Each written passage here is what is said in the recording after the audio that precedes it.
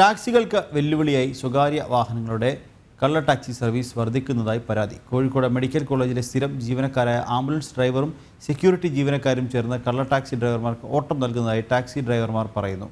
വൻ തുക ടാക്സ് നൽകി സർവീസ് നടത്തുന്ന ടാക്സി ഡ്രൈവർമാരാണ് പ്രതിസന്ധിയിലാകുന്നത്. GPS സംവിധാനം, സ്പീഡ് ഗവർണേഴ്സ്, നികുതി തുടങ്ങി സർക്കാർ നിഷ്കർഷിക്കുന്ന എല്ലാ മാനദണ്ഡങ്ങളും പാലിച്ചാണ് ഈ ടാക്സി ഡ്രൈവർമാർ ഇവിടെ സർവീസ് നടത്തുന്നത്.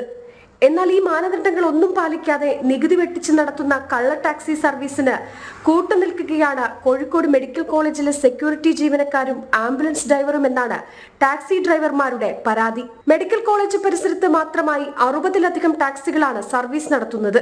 മെഡിക്കൽ കോളേജിലേക്ക് വരുന്ന രോഗികളും ഡിസ്ചാർജായി വീട്ടിലേക്ക് മടങ്ങിപ്പോകുന്നവരുമാണ് ഇവരുടെ ഏക വരുമാന മാർഗം.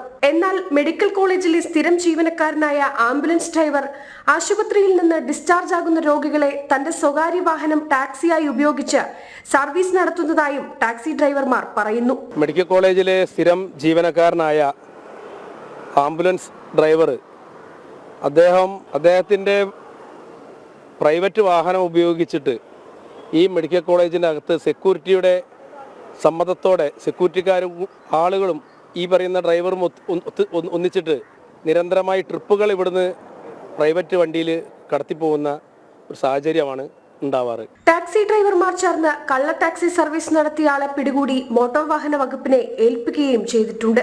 കള്ള ടാക്സികളിൽ യാത്ര ചെയ്യുന്നവർക്ക് അപകടം സംഭവിച്ചാൽ ഇൻഷുറൻസ് പരിരക്ഷ ലഭിക്കില്ല എന്നത് പലർക്കും അറിയില്ല. സ്വകാര്യ വാഹനം ടാക്സിയായി ഓടുന്നത് മോട്ടോർ വാഹന വകുപ്പ് നിയമത്തിന്റെ ലംഘനവുമാണ്. ജനം, കോഴിക്കോട്.